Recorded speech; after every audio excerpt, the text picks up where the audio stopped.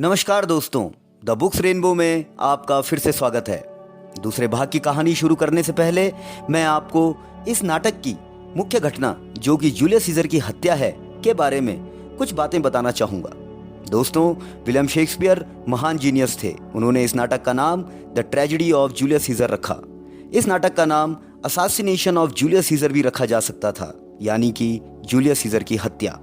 लेकिन Julius Caesar एक त्रासदी के शिकार हुए थे, क्योंकि सीजर की लगातार जीत, ताकत और लोकप्रियता इतनी ज़्यादा बढ़ गई थी कि उसके खास और भरोसेमंद जो उसकी रीढ़ की हड्डी के समान थे में भ्रम फैल चुका था कि सीजर रोम में लोकतंत्र स्थापित करने की बजाय खुद राजा बनकर राजशाही स्थापित करने वाला है और रोम की जनता के साथ साथ उन सबको भी गुलाम बनाना चाहता है या फिर बना देगा।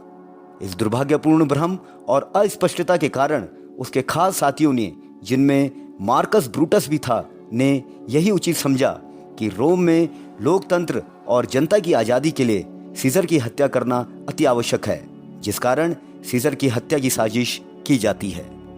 तो दोस्तों, पिछले भाग के अंत में हमने देखा कि ब्रूटस, केसियस, कैस्का अपने और साथियों के साथ सीजर की हत्या की योजना बनाते हैं और सीजर को कैपिटल ले जाने के लिए जाते हैं।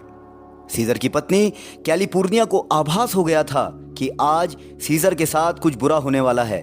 उसको पिछली रात ही स्वप्न आया कि सीजर की हत्या की जा रही है। उसने देखा कि सीजर की प्रतिमा में सैकड़ों सुराख हैं, जिनमें से खून फव्वारों की भांति निकल रहा था और रोम की जनता उसके खून से हाथ धो रही थी। सीजर पहले उसकी बात नहीं मानता, लेकिन बाद में वह कैलिपुर्निया की खुशी के लिए घर रुकने को तैयार हो जाता है। तभी डीसियस, जो सीजर की हत्या की योजना का सदस्य है, सीजर को लेने पहुंच जाता है। सीजर उसे कैलिपुर्निया के स्वप्न की बात बताता है और कहता है कि कैलिपुर्निया के स्वप्न की वजह से आज वह घर पर ही रहेगा। डीसियस बोल पड़ा, यह सपना तो अच्छी किस्मत की सूचना दे रहा है। तुम्हारी प्रतिमा के कई छेदों में से खून का बहना और उस खून में रोम की जनता का हाथ धोना इस बात का इशारा है कि रोम देश तुमसे हमेशा ताकत प्राप्त करेगा। कैलिपुर्निया का स्वप्न का यही अभिप्राय है। सीजर यह सुनकर खुश हो जाता है और डीसियस उसे और भी खुश करने के लिए कहता है कि सीनेट के सदस्यों ने यह तय किया है कि आज वह महान सीजर को राजमुकुट भेंट करेंगे। सीजर का मन बदल जाता है और वह कैपिटल जाने के लिए तैयार हो जाता है। तभी वहां ब्रूटस, केशियस, कैस्का, सिन्ना, पब्लियस, लिगैरियस, मेटिलस और ट्रिबोनियस भी आ जाते हैं। सीजर उन्हें देखकर खुश हो जाता है और सभी के साथ चल पड़ता है। रास्ते में सीजर को आर्टिमिडोरस एक चेतावनी भरा पत्र देता है, परंतु सीजर उस पत्र को नहीं पढ़ता। फिर सीजर सीनेट हाउस पहुंचकर सीनेट हाउस में प्रवेश करता है। उसके पीछे बाकी लोग भी आ जाते हैं। सिन्ना ने कैस्का से कहा, सीजर पर पहला वार तुम करोगे। तभी मेटिलस सिम्बर ने सीजर के सम्मान में सिर झुकाकर अपने भाई पब्लियस सिम्बर के निष्कासन का आदेश रद्द करने की प्रार्थना की। उसके साथ ही ब्रूटस और फिर केसियस ने भी पब्लियस की मुक्ति के लिए सीजर से प्रार्थना की, परंतु सीजर ने बड़ी कठोरता से सबकी प्रार्थनाएं अस्वीकार कर दी। इसके बाद सिन्ना और डीसियस ने भी प्रार्थना की, लेकिन सीजर चिल्ला उठा, देखते नहीं ब्रूटस की अपील भी रद्द कर दी गई है। इतना सुनते ही कैस्का ने कहा, हमारे हाथ ही अब हमारी बात मनवाएंगे। और इसके बाद कैस्का सीजर के गले पर चाकू से वार कर देता है और तुरंत सभी षड्यंत्रकारी सीजर को चाकुओं से गोद देते हैं। आखिर में मार्कस ब्रूटस चाकू मारता है। ब्रूटस को देखकर सीजर बोल पड़ता है, तुम भी ब्रूटस? हे सीजर, फिर तो मृत्यु ही तेरे लिए ठीक है। और सीजर वहीं दम तोड़ देता है। सीनेट के लोग और जनता डर कर इधर उधर भागने लगती हैं। सिन्ना बोला, अब हम आजाद हैं, अत्याचारी का अंत हो गया है। यह स्थान छोड़कर हमें सड़कों पर चलना चाहिए और घोषणा करनी चाहिए कि अब रोम की जनता आजाद है। ब्रूटस ने कहा, घबराएं नहीं, ना ही भयभीत होकर भागें। महत्वाकांक्षा का हश्र अपने अंजाम पर पहुंच चुका है। अब रोमन जनता को कोई हानि नहीं होगी। हम किसी भी रोमन को नुकसान नहीं पहुंचाएंगे। अचानक केसियस बोला, एंटोनियस कहाँ है? तभी एंटोनियस का नौकर वहां आता है और एंटोनियस का संदेश सुनाता है, जिसमें ब्रूटस की प्रशंसा और एंटोनियस स्वयं अपने लिए मौत मांग रहा था। ब्रूटस नौकर से कहता है कि एंटोनियस को कहो कि हम सब उसका सम्मान पूर्वक स्वागत करने को तैयार हैं। इस समय सीजर की मृत्यु की वजह से उसे हम जालिम लग रहे होंगे, लेकिन वास्तविकता यह नहीं है। एंटोनियस उपस्थित होता है। केसियस कहता है, एंटोनियस, तुम्हारा स्थान रोम के राजकाज चलाने में अत्यंत महत्वपूर्ण है, लेकिन इस समय धैर्य रखो जब तक कि डरी हुई जनता शांत न हो जाए। एंटोनियस कहता है, इस बात पर कोई शक नहीं कि आप सब लोग बुद्धिमान हो। मेरी इच्छा है कि मैं तुम सबसे हाथ मिलाऊं। सबसे पहले मैं ब्रूटस से हाथ मिलाऊंगा। फिर वे सब हाथ मिलाने लगे।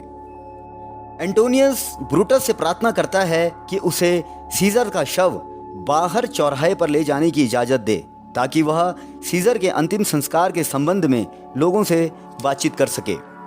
ब्रूटस उसे इजाज़त देता है और बोलता है कि तुम सीजर के शव को ले जा सकते हो।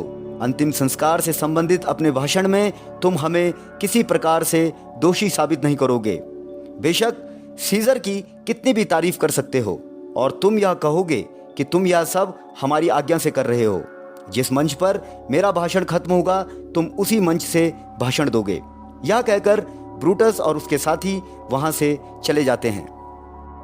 एंटोनियस सीजर की लाश को देखकर बोला, हे महान सीजर, मुझे माफ करना कि मैं तुम्हारे हत्यारों के साथ नरमी से बात कर रहा हूं और उनके खून से सने हाथों से हाथ मिला रहा हूं, वो भी तुम्हारी लाश के सामने।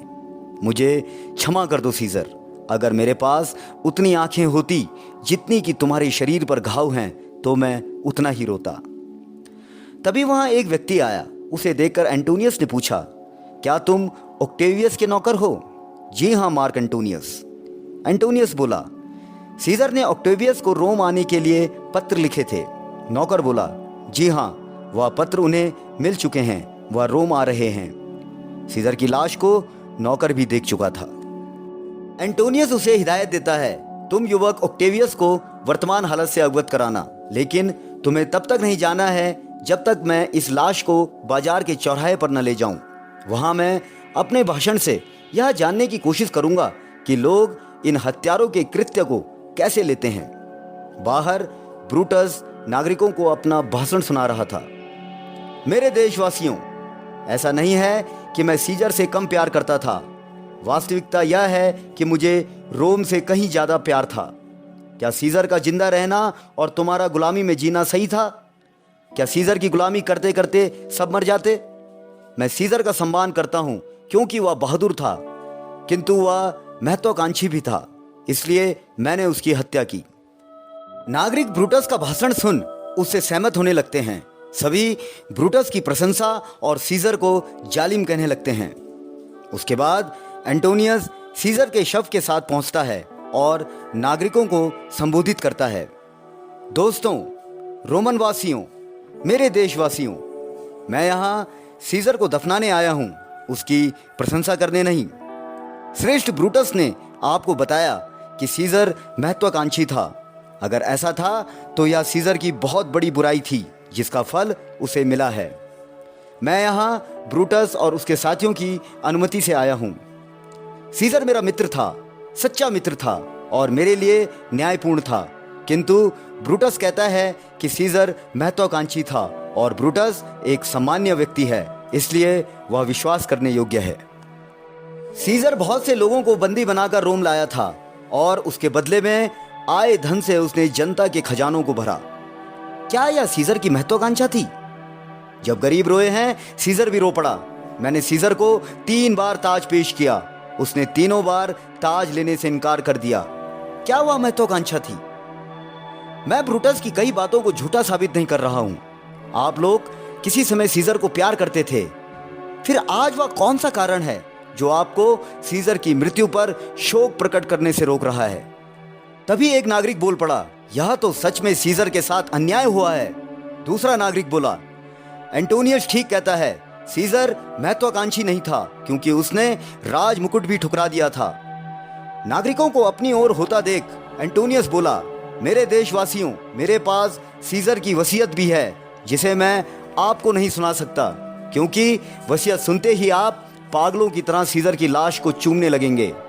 सभी नागरिक चीख पड़े, हमें वसीयत सुननी है। एंटोनियस वसीयत पढ़ने लगता है। यह रही वसीयत और इस पर सीजर की मोहर भी लगी हुई है।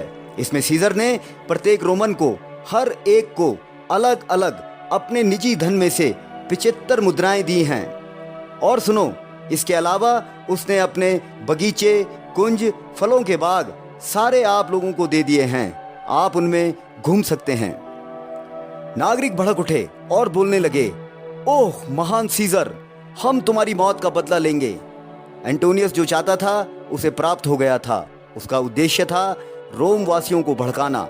रोम की जनता चीख चीख कर कह रही थी कि हम सीजर के हत्यारों को नहीं छोड़ेंगे।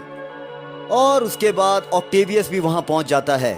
एंटोनियस के साथ मिलकर उसने कैसकास, सिन्ना, डिसियस, केशियस आदि सभी षड्यंत्रकारियों को मौत के घाट उतारा। ब्रूटस किसी के हाथ नहीं लगा और अंत में उसने आत्महत्या कर ली। एंटोनियस ब्रूटस के शव के पास खड़े होकर कहता है कि इन सब में से ब्रूटस महान था, क्योंकि उसने जो भी किया उसमें ना तो ईर्ष्या थी और ना ही स्वार्थ। ब्रूटस एक सच्चा और ईमानदार व्यक्ति था। समाप्त।